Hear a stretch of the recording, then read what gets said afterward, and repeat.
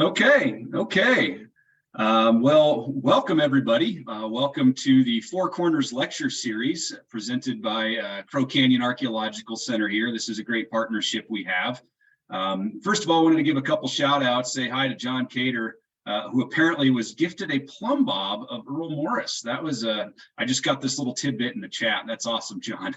At least I assume it's John Cater with J Cater on there. And hello to Leslie O'Toole. Wanted to say hi to you as well. I see you in the chat. So today, Four Corners Lecture Series, we're lucky to have Kelsey Hanson with us. And Kelsey is going to be presenting on paint technology in the Chaco World. Now, the Crow Canyon Archaeological Center acknowledges the Pueblo, Ute, Paiute, Diné, and Jicarilla Apache, people on whose traditional homelands this institution sits and upon which we work and reside. Our mission-related work would not be possible without Indigenous people in the past, the present, and the future. We respectfully recognize and honor ancestral and descendant Indigenous communities for their contributions to all of humankind. Crow Canyon is grateful to all Indigenous people and supports the preservation and protection of cultural traditions, ancestral connections, and sacred lands. And I always like to point out the reason that we have these land acknowledgements up here is also to encourage you to look into your own communities, get a better understanding of whose land you reside on, what some of their issues in the contemporary world might be, and to find ways that you can help out and that you can think critically about what your place is in this world. Now, the mission of Crow Canyon is to empower present and future generations by making the human past accessible and relevant through archaeological research, experiential education, and American Indian knowledge. You can find out more about us if you're a first-time viewer of the webinar at our website, crowcanyon.org. And we do always like to say thank you for supporting our webinar series. Contributions make the series like this absolutely possible. It's an important part of our mission, and we're very happy when you support it. If you've never used Zoom before, here's a couple of pointers. You can move the talking heads. You probably see me floating around somewhere on the screen here. When the screen share is on, you can move that talking head as far out of the way as you need to, put it up close and personal. It really just depends on how close you want to get to my ugly mug. You're welcome to ask questions within the Q&A. So you're going to see a couple of different, in the little tab that's either at the top or the bottom of your screen, usually, you'll see a couple of options. One of the tabs is Q&A, the other tab is chat. For questions that you specifically would like to ask of Kelsey, you will use the Q&A. For more general conversation, you will use the chat. If you're having difficulties with Zoom, you can head over to our live stream on Facebook, crowcanyon.org/Facebook, and you'll be able to find this talk later on YouTube. And you can subscribe to our YouTube channel. That'll keep you updated as more and more webinars come out. And so you can find us at crowcanyon.org/YouTube. We've got some great upcoming webinars in the next couple of weeks. Coming up on November 3rd, we have Landscapes in Life, Expressions in Glass with Ramson Loma Tewama. That promises to be a really good one. I think I've seen some of Ramson's work, quite excellent. And the week after that, November 10th, Curating in Context, a discussion on current wheelwright museum exhibitions with Andrea Hanley. So check that out as well. So now what we have is Kelsey Hanson with Paint Technology in the Chaco World. Now, paint is one of the oldest known human technologies, yet it remains underrepresented in archaeological discourse. Making paint requires intimate knowledge of geologic sources, processing requirements, and application techniques. In the contemporary Pueblo world, paint is an especially important element of performance regalia, communicating important knowledge, directional symbolism, and more. In this talk, Kelsey E. Hanson will contextualize paint as a technology and illustrate its significance and performances in the Chaco world of the northern U.S. Southwest. Excavations at Chaco Greathouses have yielded enormous amounts of archaeological pigment, paint production tools, and painted media. In this talk, Ms. Hanson will provide some preliminary insights from the study of these objects in museum collections. By looking at trends in paint production and depositional practices through time, Ms. Hanson will offer some initial thoughts on sociopolitical change and the rise and fall of the Chaco world. And if any of you know me, you can definitely assume that I'm going to be quite excited about this talk. If you assume that, you're right. I've really been looking forward to this. Kelsey Hanson is a PhD candidate in the School of Anthropology at the University of Arizona and was selected to receive the 2022 Lister Fellowship from Crow Canyon. Way to go. She was an intern at Crow Canyon in 2016, which set her on her current path in Southwest archaeology.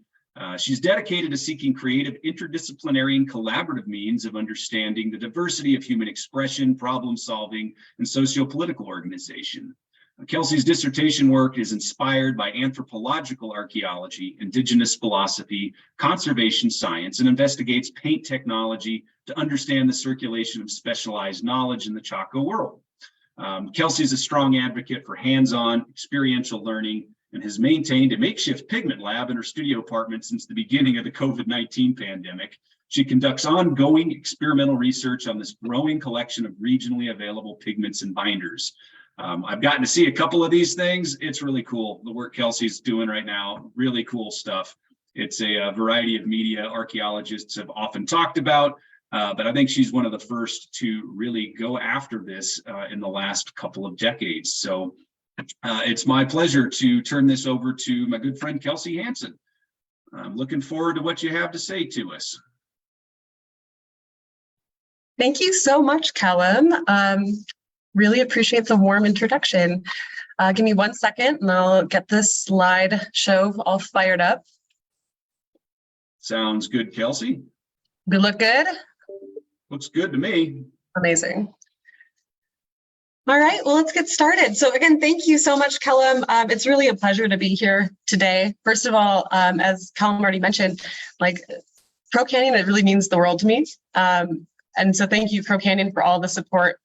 From literally the first day that I decided I was going to work in the Southwest, Crow Canyon's been a place for me to learn in a really supportive way. And now with the Lister Fellowship, that support has become even more invaluable and has really made it possible for me to do this work.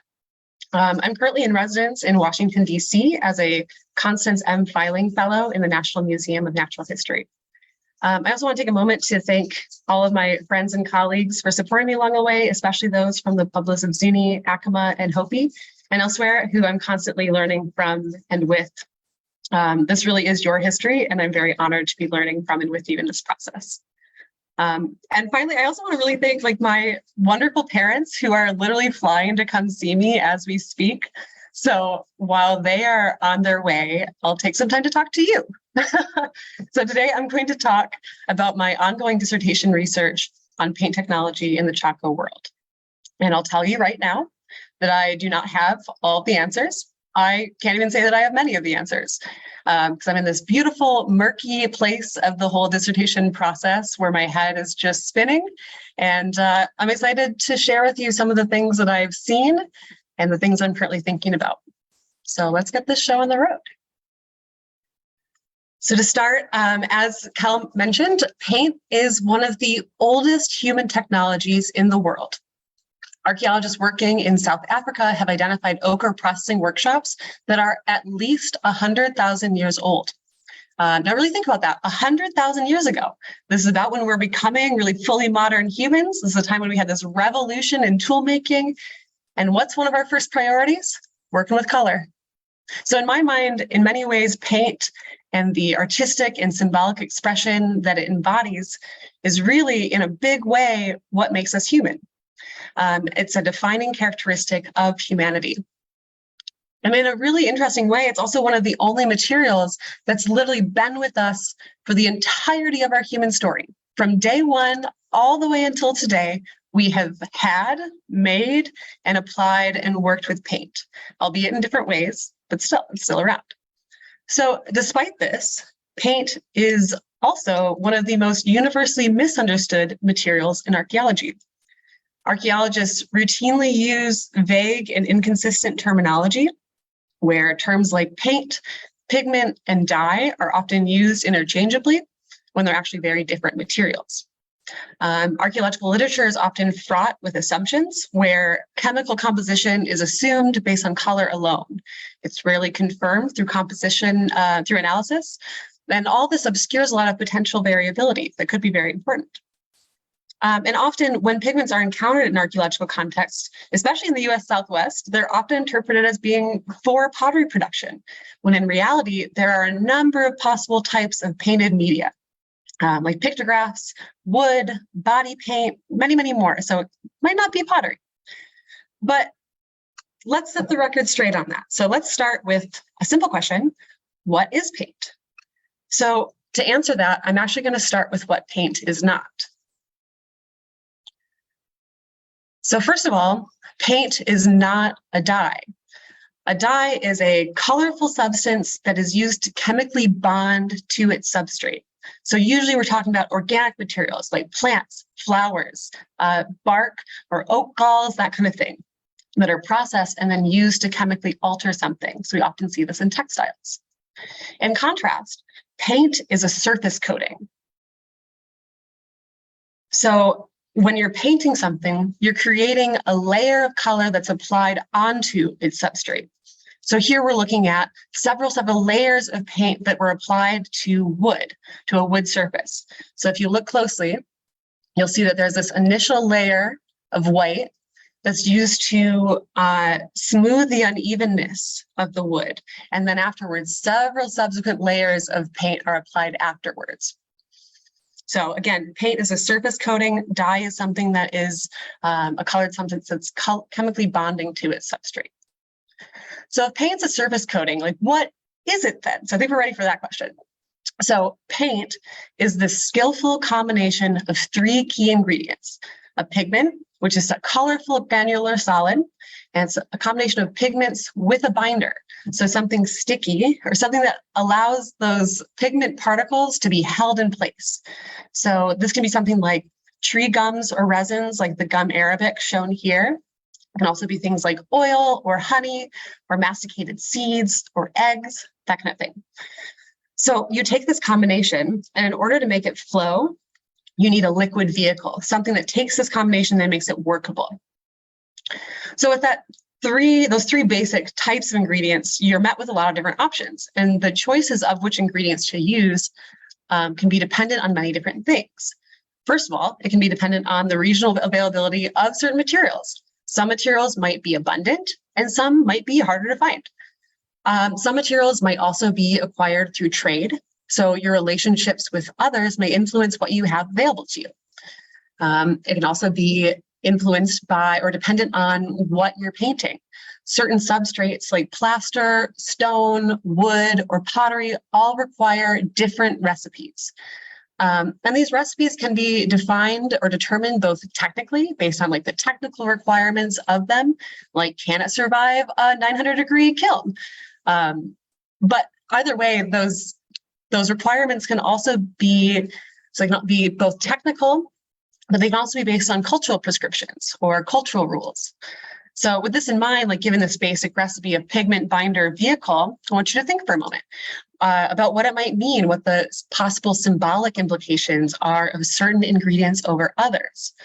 Of course, there are certain requirements, technical requirements, but there are some other things that might be important as well. So for binders, what might it mean to use pine pitch versus honey versus maybe squash or melon seeds versus something like bear grease or something? They all might carry different uses or different meanings when used in certain places. Similarly, how might maybe spring water versus river water versus snow melt carry different meanings when combined in this context? Now, to be clear, like I don't have the answers to those questions, but from what I have been told, these decisions can be just as important as the pigments, as the colorful component. The role of binders and vehicles can be just as important in making a good paint that is good for what it's intended to do. But to return to this idea of regional availability of materials, some pigments are geologically abundant. So ochres or iron oxides, for example, are all over the place, especially in the Southwest. In general, colors like red, yellow, white, and black are all pretty abundant. Of course, there will always be some sources that are very high quality, but overall pretty common. However, there are some colors like greens, blues, and purples that are much harder to find or process. In the Southwest, when you think of blue-green, you're probably going to think first about turquoise, right? So turquoise is one of the most important examples of blue-green minerals in the Southwest, and it's found all over the place. But turquoise actually makes a really bad pigment. So while turquoise has this rich blue-green color as a stone, when it's ground finer and finer, it becomes really pale. So by the time it's fine enough to be a workable pigment, it's lost most of its color. So if the point is to make a blue-green paint, turquoise is not going to be the choice for that. You're not going to use turquoise for a blue-green paint. So making blue-green requires the knowledge of what other pigments or minerals might be used instead. So most blue-green pigments in the Southwest are copper-based. So we're talking azurite, malachite, chrysocolla, and everything in between, because there's a lot of in-betweens. But another underappreciated like blue-green colorant is called terre verte or green earth. It's a type of iron potassium phyllosilicate that has been sporadically identified as a pretty common colorant in a lot of pictographs and murals. So I include this to say that copper is often put at the top of the list for what's really common, but there is other variability beyond that. So there are lots of pathways to get a certain color. And based on how they're obtained and how they're processed, I think those things could be quite meaningful. So where are you going to get copper? Probably copper mines, right? And copper mines are common throughout, or just the availability of copper. Copper mines are common throughout Arizona and New Mexico and Sonora. Some of them are quite old, but also many of them have been obliterated by modern mining efforts as well. Also, I should say that even though ochres are abundant, some sources are preferred over others. So incredibly rich ochre, like red ochres from the Grand Canyon, are really highly prized and are used year after year, despite being way harder to get and way farther away from where they're used. All this is to say that acquiring certain pigments can be quite challenging, but is also very important. It's also important to keep in mind that beyond the knowledge for how to acquire the appropriate materials, you also need to know how to process them. Many artists who I work with express that pigments have different personalities. You can feel it in the mortar. Some pigments are have this relative resistance or willingness to be ground down. They react differently with different binders. All of this has to be learned to create good paints. So in my dissertation, I'm working to unpack that process, to unpack the process of color production by focusing on paint as a technology, as a meaningful and incredibly skillful act of embodied knowledge. In doing so, I treat paint as a material repository of knowledge and relationships. To me, paint embodies relationships. Relationships to place, for example, like these pigments that I collected from a variety of road cuts in the Cedar Mesa area, but also relationships to people. So I've been on the road for my dissertation since about May, which is a long time to be away from home, but it's been a lot of fun. And in that time, these are just some of the pigments that I've been given from friends along the way. So you'll notice there's some green earths here from the Green River area in Utah, ochre and ochre processed, ochre polished turquoise from Lyle Belenqua. This down here is some indigo and indigo dyed clay from the Taos area. And I just got these in yesterday, these little green beauties from the Clackamas River area in Oregon. So I actually don't know what these are yet. But my little traveling pigment collection connects me to distant places, but also to friends, far and wide. And so it's something that I cherish very much as I move through this world. So these are all things that I think about in my day-to-day life. But what does this look like in the world of archaeology, putting it back in the context of the Chaco world? First of all, it's impossible to ignore the importance of color in the Pueblo world. This was not lost on early ethnographers who wrote up these extensive lists of color dictionaries, color terms. But when it came to writing about archaeological histories, color was often considered frivolous and inconsequential, less important than other means of defining culture. This is too bad because the importance of color is embedded in virtually every facet of Pueblo life. To illustrate, in talking with Octavia Seatoa, the supervisor of the Zuni Cultural Resource Advisory Team, he's often lamented that archaeologists often treat Zuni history like it is black and white. He insists, in contrast, that his ancestors did not live in a black and white world, and that color was and is an integral component of Zuni worldviews and identities. Color permeates life and is so pervasive that it is second nature. In these contexts, color represents directionality, kiva affiliations, worldly phenomena like rain or cloud formations or agricultural growth, plants. So we might expect then that colorful paints, when employed in specific contexts, was no casual act. The importance of color in the Pueblo world is most readily seen in performances. Pueblo performances are vibrant chromatic events where cultural knowledge is shared, celebrated, and brought to life through song, dance, and metaphor, and of course, color. Despite fundamental cultural and linguistic differences between Pueblo communities, participation in a complex calendar of performances is one of the few elements that's shared throughout the Pueblo world. Several performances are held throughout the year to provide communities with joy, goodwill, and cosmological balance. And of all the elements needed to create a good performance, color is one of the most important. The careful application of color creates layers of symbolic meaning used to communicate histories, values, and traditions, and ultimately to affect worldly phenomena. And the archaeological record, this material archive of paint, shows that this colorful world has very deep roots.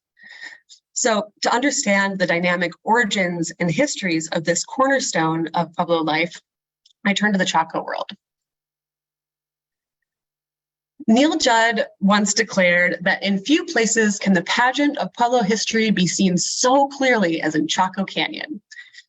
For those who may be unfamiliar, the Chaco world is characterized by a vast system of monumental architecture that emerged from extensive agrarian communities.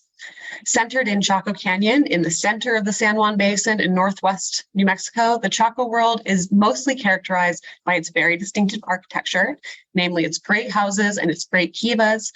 But the Chaco world writ large is also noteworthy for its extensive communication of exotic and highly prized goods, like cacao and turquoise and macaws and jet, and the list goes on and on. Pueblo Bonito, shown here, is the largest of them. You can see with some of the people for scale, for those who might be unfamiliar. The largest of the Chaco great houses in Chaco Canyon, 4 stories high, an estimated 600 rooms, and a plaza bisected by a north-south row of rooms, seen here by my cursor. I hope you can see. If not, it's in the middle. Just a spectacular place. The earliest excavations of great houses in the Southwest were, by and large, driven by a thirst to stock museum shelves on the East Coast, like the one that I'm in now. Most of the major excavators of Chaco Canyon relied heavily on indigenous labor to excavate and recover materials to stock these very museums. However, it's interesting because some of the footnotes in these foundational excavation reports hint at the importance of paint and color for indigenous people. Neil Judd, for example, wrote about how peculiar it was to watch the Zuni and Navajo crews delight over certain mineral pigments that were being excavated and how they would beg to take them home. A request that was often fulfilled. So as I've been working through archives and museum collections, it's not that uncommon to find a note saying, we had 4 azurite pellets given to Zuni workmen. Fresh rubbing seen on this piece of ochre is probably from the Navajo workmen.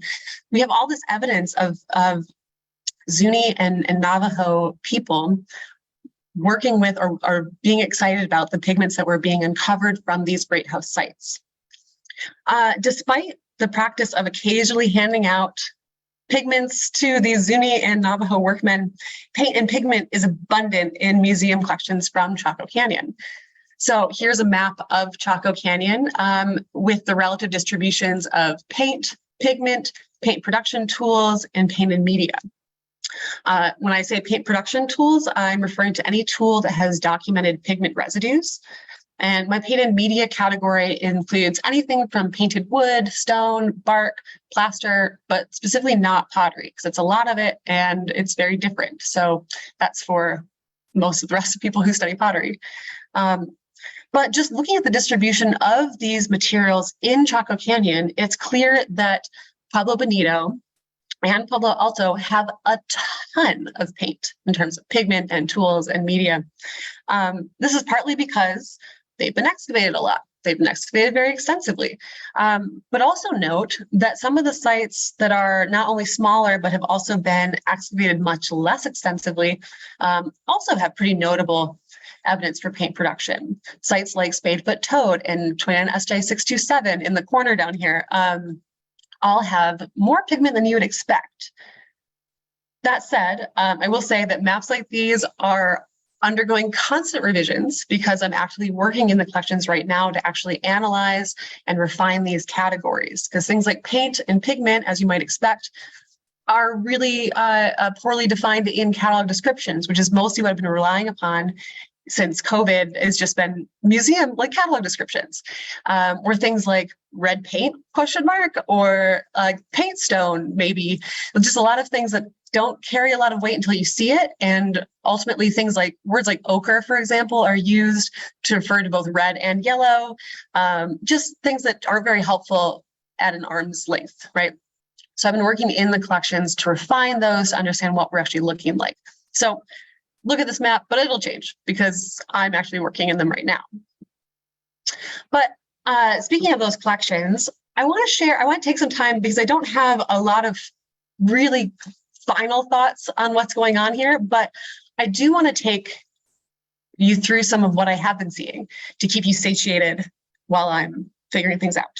So I'm going to flip through this. I'm going to move through this kind of quickly, but I want you to give you a sense of what paint production in Chaco looks like.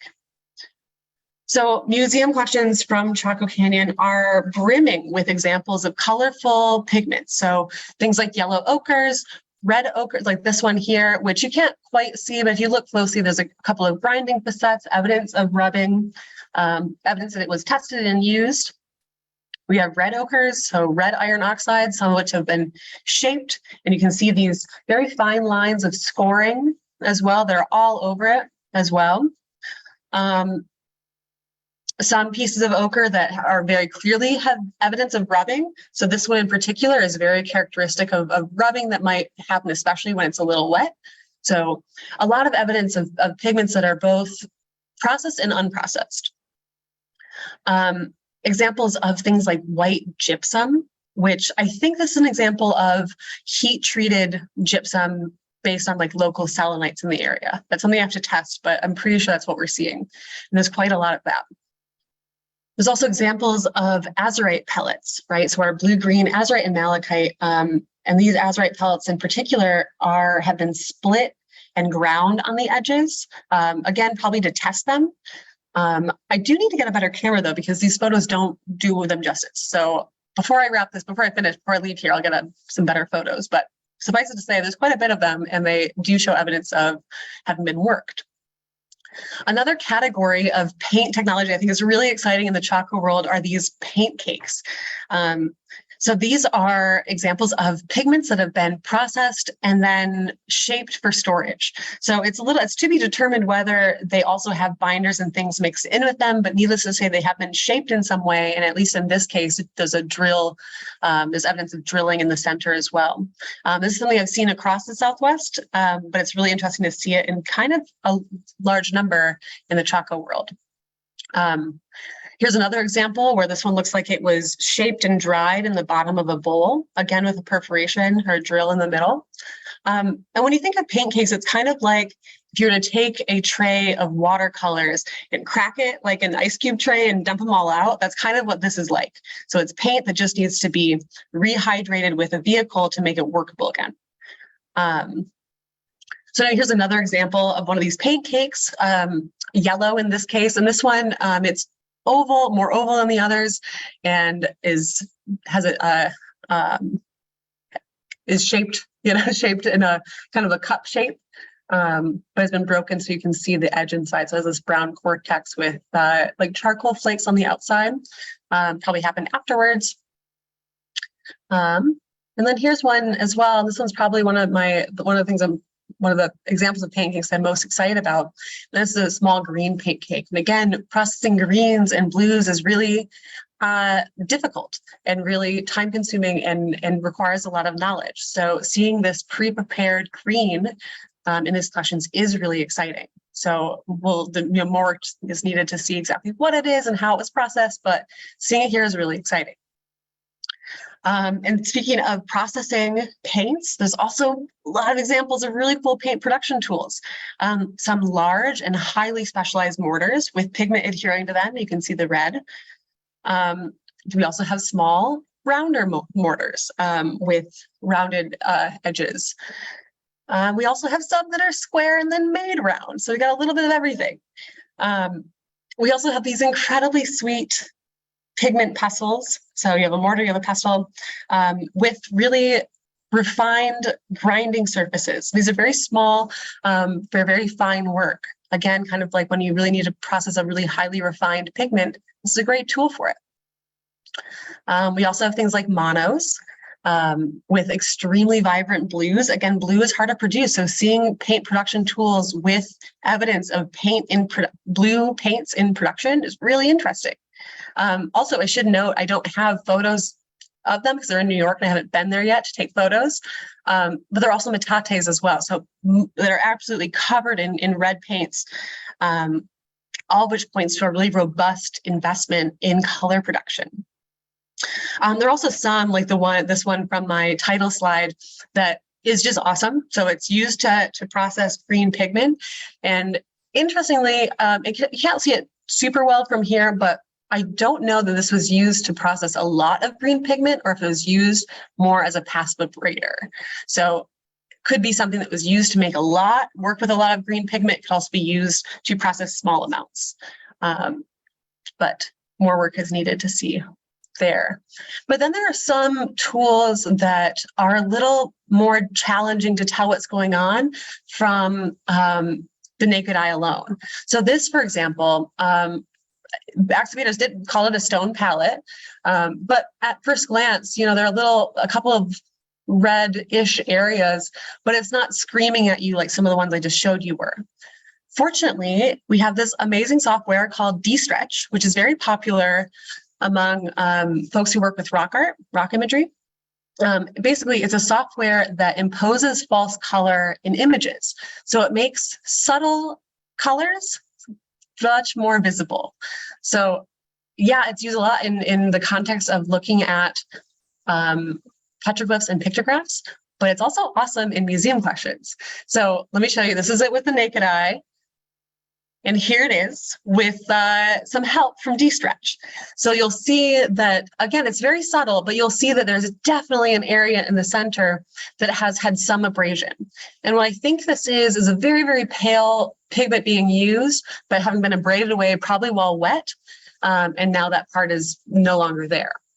But what's interesting is, when you use D-Stretch, you can flip through a couple of different modes of false color. So this one is useful for picking out this yellow and negative area. But there's a second version that really helps pull out the red here in the corner.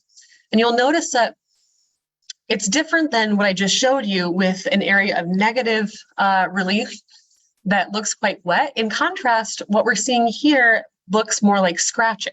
So you have red scratching, a small area of, rubbing in the corner instead. This is a very different way to be processing pigment. And I think this is more in line with what I've seen in terms of lapidary work. So using ochre as a very soft material called jeweler's rouge to shape stones like turquoise. So I think there's a couple of different ways that pigment is being used, and this D-Stretch is really an awesome way to see it quickly and also to identify areas to sample later. But there are some of these passive abraders and grinding stones that are even more formalized than what I've just shown you. So here is an example of another large grinding stone or passive abrader, but this one is shaped like a sandal.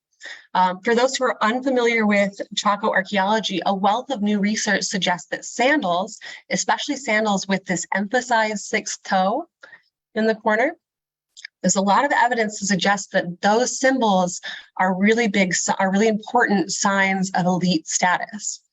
And as you'll see here, the D-stretch helps reveal that this sandal-shaped stone was also used as a palette.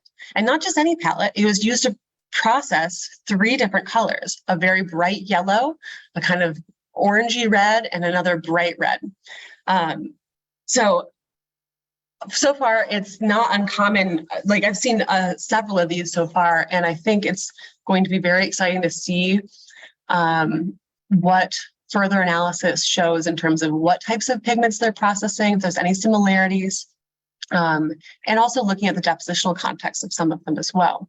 But paint is made in a lot of very important and very structured ways.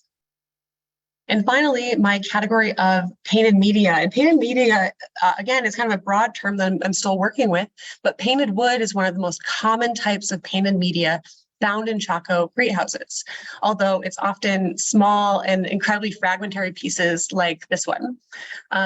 Under high magnification, though, we can see some really impressive control of pigment color. So if you look closely, you can see 2 different, not only colors, but particle sizes. So one very small pale blue, and throughout are these speckles of larger dark blue particles. And what I think we're looking at is a combination of 2 very different grades of azurite.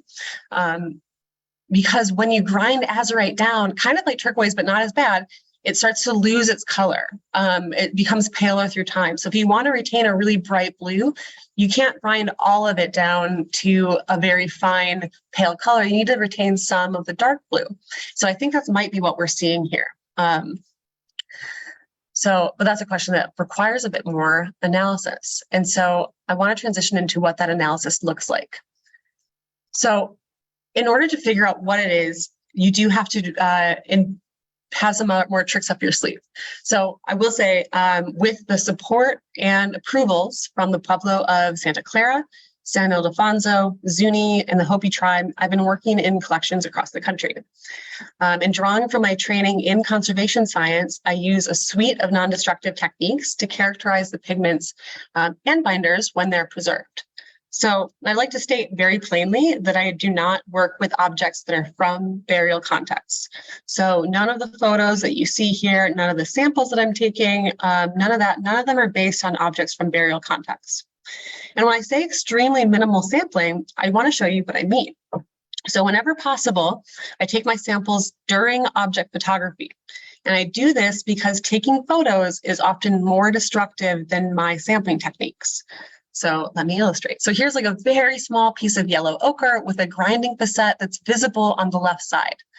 On the opposite side, if you look closely, there are some tiny particles that were removed while maneuvering this object for a photo. If you can't see it, it's all right. I'll zoom in a little bit. Oops, there you go. These tiny particles right there, that's all I need. So I take a little tiny piece of fabric to collect the particles, which I then save for later analysis and characterization, which I'll get to later. So yes, it is sampling, but in most cases, it's more like recycling or being resourceful. If you've ever done object photography in museums, you know this is the material that is often swept away between photos. So I'm using that to characterize the object whenever possible. However, as you might expect, there are some cases where objects do not self-sample like that. So in those instances, I use the same type of fabric and press it gently onto an object, which results in a very tiny transfer of pigment particles, which I then roll up and put in a little plastic vial for later. And when I say later, this is what I do. So I take that little piece of fabric with little tiny particles on it, and I mount them onto a microscope slide. To do that, take a little swab of isopropyl alcohol and wipe it on the microscope slide and press the little fabric to it, and that removes enough particles that can be mounted for microscopy. And if you do it twice, so press once, press twice, that's enough tiny particles to do a whole suite of non-destructive techniques, things like X-ray fluorescence, Fourier transform infrared spectroscopy, and Raman spectroscopy. Without getting in the weeds on these, they're just various ways of characterizing materials based on how they interact with light. So it's non-destructive, and so those tiny particles can then be archived and used by future researchers later. With these techniques, I can basically tell you what it is. Basically, that requires, so what types of minerals are being used, how they're being processed, and what types of binders are being used, if they're preserved. So again, organics don't last as long as minerals. But I will be clear, what I can't say is where they're from. Not with any, not in a definitive way anyway. To do that, that requires much more aggressive sampling, and it also requires really understanding the geologic landscape of possible matches. So it's a huge undertaking. It'd be interesting, but it's a huge undertaking, and again, requires much more aggressive sampling than is reasonable right now. But I will say there's definitely room for something like that, asking provenance-based questions down the road. So with all this in mind, so like, again, since May of this year, I have collected a total of 859 samples with more to go, but this has been a long process of relying on museum collections and museum staff to get access, and it's been an incredible process for sure. Once I return to Tucson in January, that's when I'll begin analysis. So unfortunately, I still can't say definitively what's going on, but you can thank COVID for that, I guess. So I'm working on it. So I've been, it's been years now of waiting to get to this point. And so I'm finally collecting the data to be able to start saying something about how paints are being made in the Chaco world. I've also learned that it's like surprisingly difficult to wrangle up access to a polarized light microscope. Big shout out to Carrie Schleyer though, for letting me use one from UNM this summer. It's the oldest one I've used so far, but it worked. So, but I will say if anyone out there has one that you're trying to get rid of, let me know. But anyway, as you might expect, there is a lot left to do.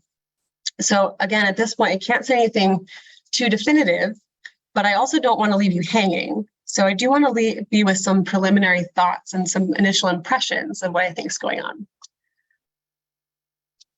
So first of all, just looking at the distribution of certain colors is telling.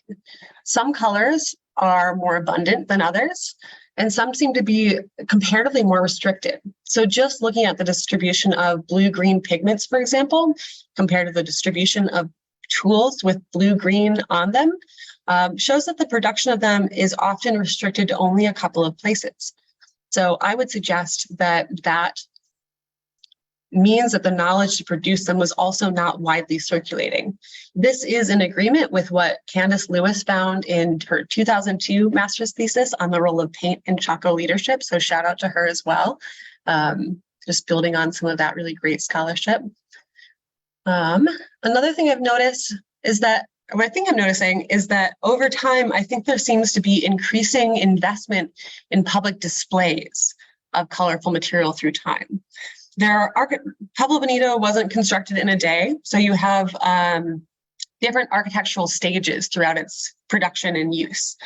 And some of these architectural modifications, like the introduction of plaza space, of bounded plaza space, and the introduction of room blocks that face it, and certain very structured ways of entering this plaza space. It seems like a lot of the introduction of those types of spaces corresponds with new specialized rooms for the production and storage of colorful material. So I think this points to more public displays of colorful material through time, especially at a time where Pueblo Bonito is increasingly becoming a center for hosting large audiences. You can also see this in some instances like the so-called paint room at Pueblo Bonito. This is one of the last rooms that was constructed. I don't have a map, but it's in the north-south row of rooms that bisects the plaza that's built quite late in Pueblo Bonito's sequence. And inside this room is a really large pigment mortar and pestle. Oh, the arrow moved a little bit. So anyway, it's a little down from the arrow, the big pigment mortar and pestle that was left in the room. What else was left in the room were enormous amounts of a white pigment. And while early excavators called it white sandstone, others noted that it looked pretty similar to some of the stuff that was used to make wall paint. So I suggest that it's probably used for processing plasters for large plastering events. Something I'll return to in a minute. But I also think that there are important changes in the distribution of certain types of painted media. And I haven't gotten into too much of the different types of painted media in the Chaco world, but two major types are painted basketry and carved and painted wood. And this is a pattern that others have identified, this idea that painted basketry, if you'll notice, if you look at this map, painted basketry is almost exclusively restricted to the footprint of the oldest arc of rooms in Pueblo Bonito. This corresponds with many other types of important media that are continually deposited in these foundational rooms of Pueblo Bonito. And I think it's interesting that not completely, but often the carved and painted wood that is used for very different things is found in more public-facing parts of Pueblo Bonito. Again, complicated construction history, but when those rooms were made, they were often very important, had very important and very structured access to the plazas. So I think that there's something to be said for different investments of public displays through time. More on that later, I'm still thinking through that, but kind of interesting. And finally, I'd like to point out that I think there are some really important changes between the Chaco era use of color and post-Chaco era use of color. My initial impression is that patterning of paint production is kind of chaotic at places like Pueblo Bonito, whereas by the time that the political center of the Chaco world moves north to places like Aztec and Salmon, the kind of pattern that I was talking about in terms of really structured access to plaza space in very structured, symbolic ways seems to be much more solidified by that point. So that's something that I'm still sussing out and will have to be the subject for a different talk at a different time. But anyway, so here, those are just some initial impressions and thoughts that I have. Though in general, just compared to Chaco and putting it in place in the rest of the Southwest, I mean, a big reason I'm doing my dissertation in the Chaco world is because of the sheer abundance. If you're going to say something about paint technology, you go where there's a bunch of it, and Chaco has a lot of it. So I think there's something really important to be said for the importance of making and displaying color in the Chaco world. So with that in mind, I'd like to start wrapping things up. So while today, the Chaco great houses that you go and see and visit today, they stand silent with bare and crumbling walls, giant, but bare. The extensive museum collections that are associated with them illustrate, again, this robust and colorful history. When I look at collections like this, and coupled with the extensive information for other elements of Chaco performance, like plazas and roadways and flutes and shelled trumpets, and the strategic placement of Chaco great houses and structures on the landscape, I see this really interesting infrastructure of Chaco performance, and one that I think is going to be very interesting once we start learning more about certain paint technology trends through time. In general, I just see the Chaco world, and especially some of these great houses like Pueblo Bonito, as places where people gathered and shared knowledge in the past in ways that will still continue to do so in the future. So to wrap things up, in the future, I hope that work like this can do more things than just tell us about colorful histories too. I hope that we can use work like this to re-envision care in museum collections. And you can't care for things that you don't understand. And I will say, in general, paint and pigments are, it's hard to, there isn't a standard way to store them.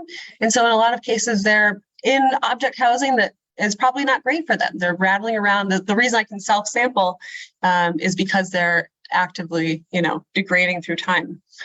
But I'll also say that many of these collections have these really nefarious origin stories. They probably shouldn't, many of them shouldn't be in museum collections at all. But I don't think that means that they need to stay that way.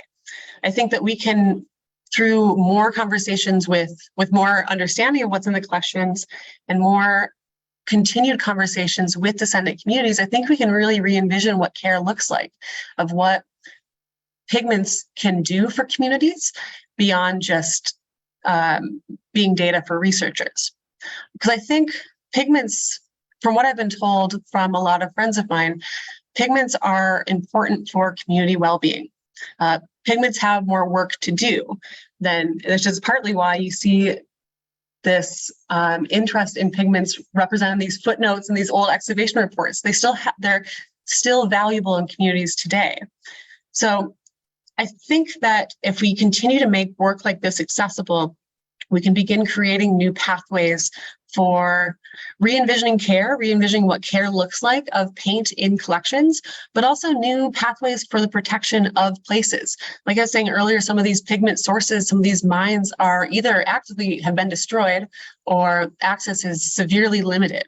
So I think there's an important way to use work like this to reestablish access, but also to create new pathways for the repatriation of certain objects too. I think there's a lot of interesting ways to take this, and I hope that work like this can help colorful histories also become bright futures as well.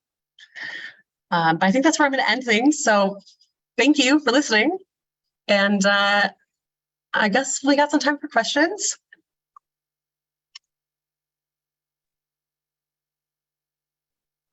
Yeah, the answer to that question is yes, there's time for questions, and there's a lot of them coming in.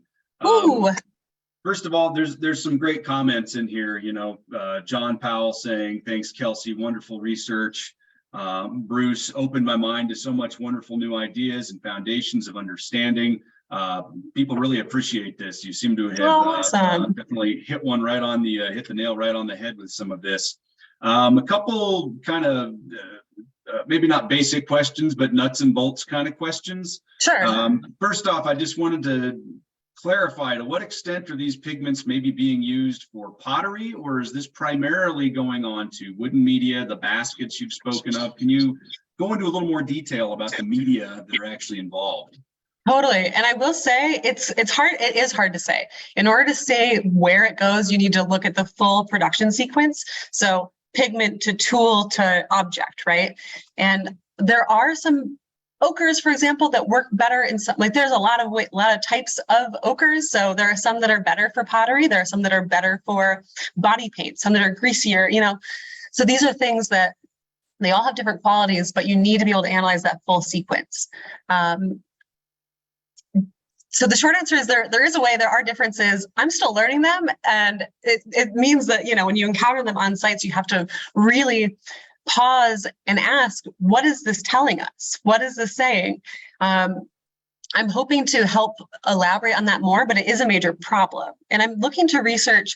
I was just starting to like follow this through, kind of anticipating this question, but there are a lot of scholars who work in much more distant for histories, much more distant pasts, who ask this question a lot, because, you know, some of these early ochre processing workshops, the implications can be really interesting. So if this early ochre processing place was to make paint, what type of ochre do you need? Because ochre can be used for a lot of things. Ochre can be used for paint, but also sunscreen, insect repellent, and lapidary work.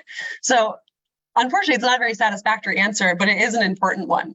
I'm hoping to do more work to elaborate on that, but I don't have a quick and easy answer yet. Okay.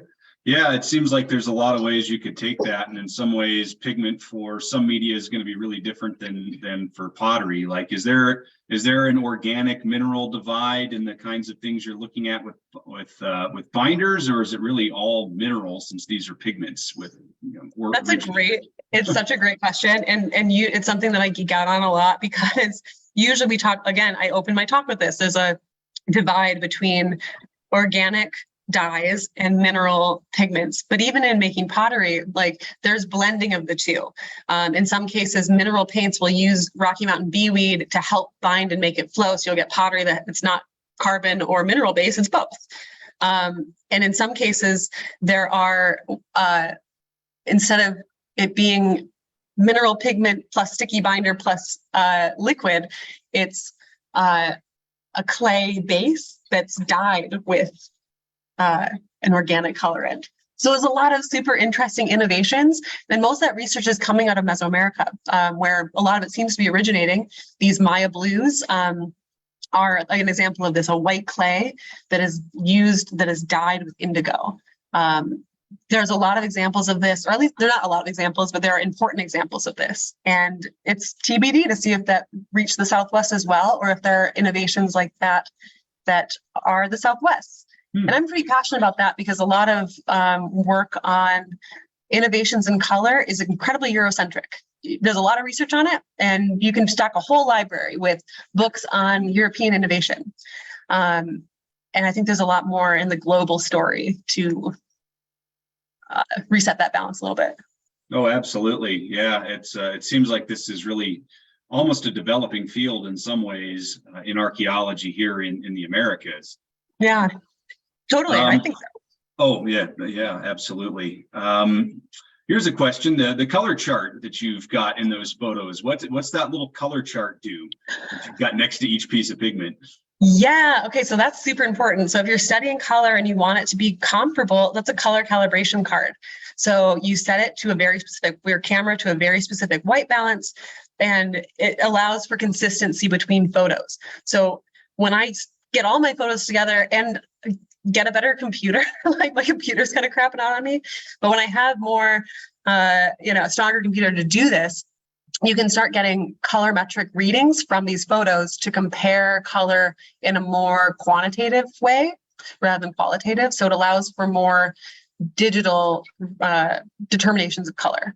And you can, I'm doing this in the most like structured way possible, where I'm setting my lights to a certain, temperature and doing the white balance as I'm taking photos.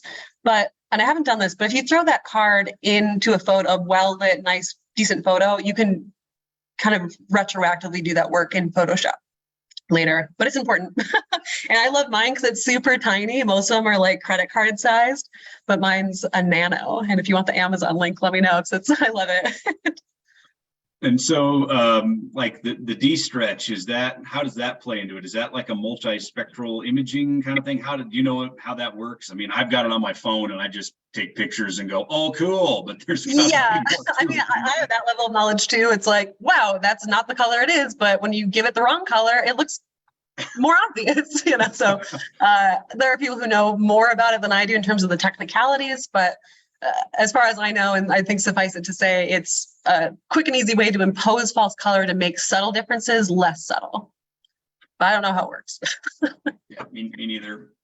Do you, in terms of the paint production tools, do you know much about what utensils might have been used to put those on? And do you think that they were used for individual colors? It's like, do you have evidence of like, here's a small, a yucca brush, and it's probably only used for that color, and this one's only used for that?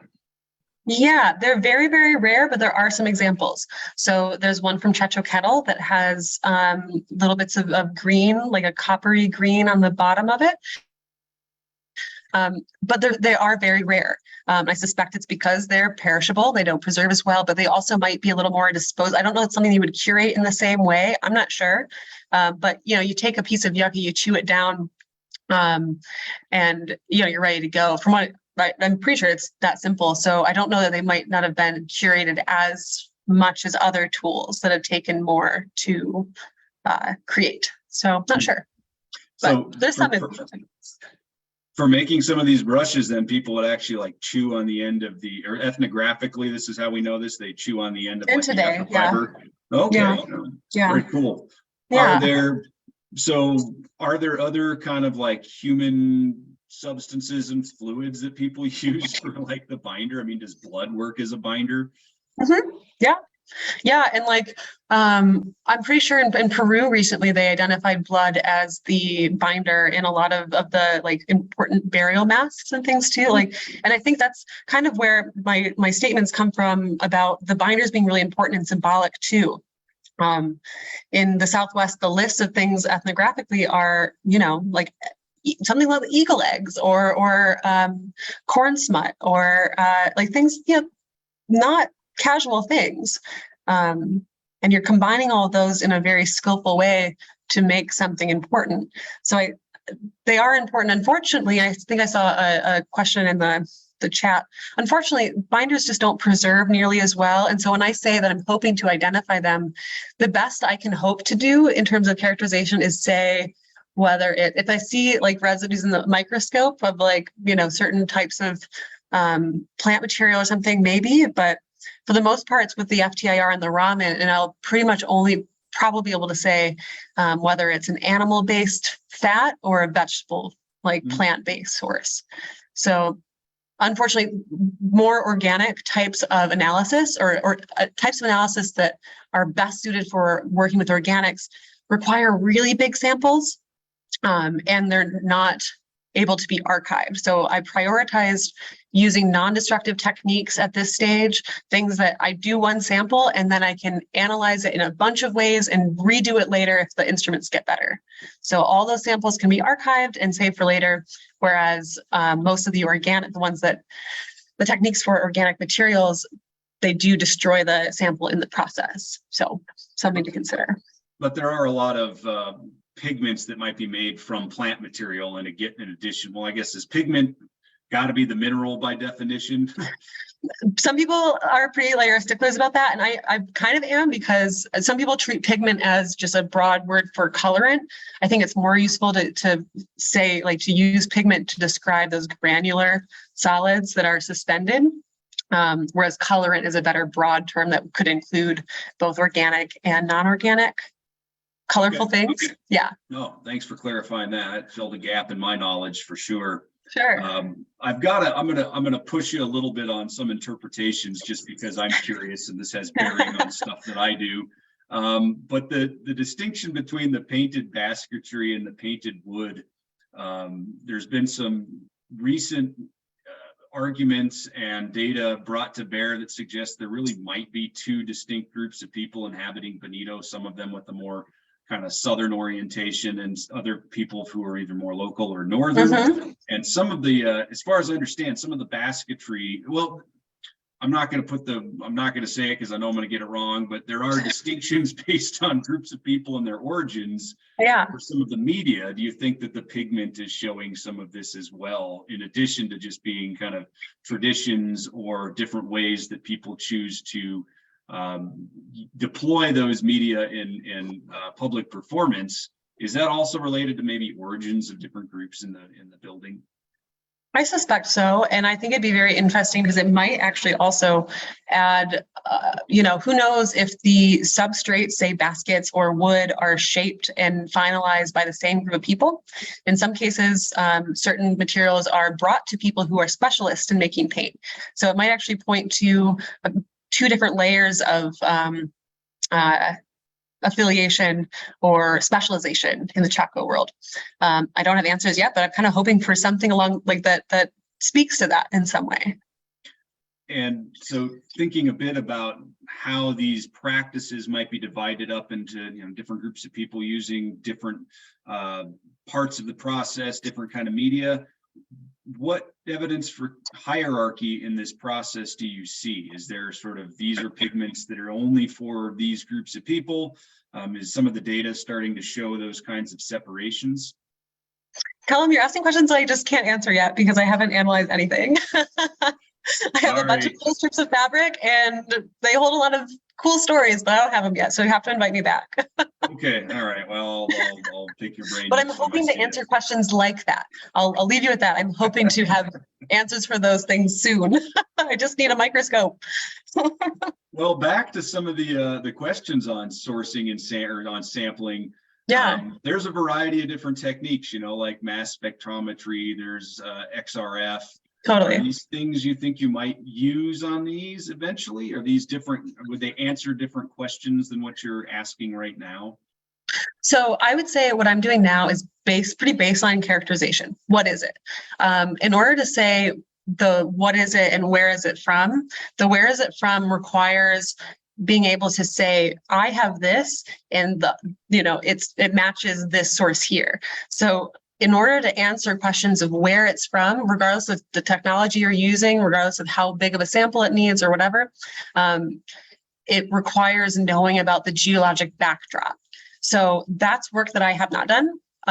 That's a huge undertaking because pigments have been traded so widely. So to undertake, like to say something confidently about, I mean, I could hopefully see being able to do this in a local way, saying, you know, these are identified locally and these ones don't match anything in Chaco Canyon. Maybe that level of provenance statements, but anything beyond that would be a huge undertaking and really requires making sure you know what your like universe of possibilities is that you're creating. So it's a tough question to answer, but it's super interesting, super exciting. And I hope that that's somewhere that it can go in the future. So in that regard, with the sourcing, it's a bit like pottery, where the answer you get is often based on what you've actually sampled in the world of geology surrounding it. Totally. Okay. Yep. Okay. Exactly. Let's see. There's this is one that a good question, and actually parallels one that I had. Do you have any sense of large scale production of paints for architectural use?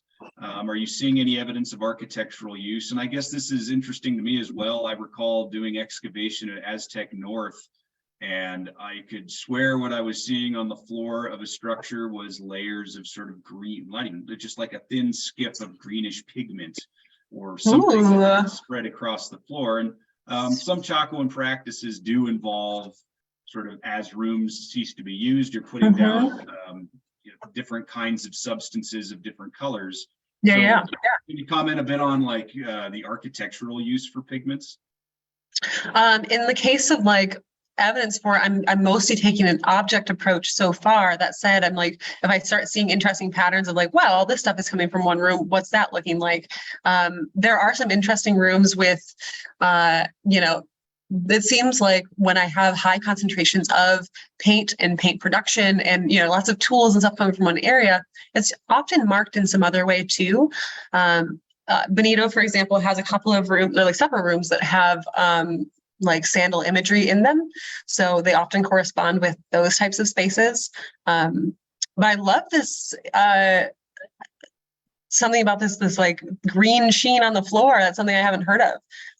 You know, it certainly isn't noted in any way that I've seen in any of the excavation reports from Benito, for example. So I'm hoping to find more elsewhere in some more recently excavated things.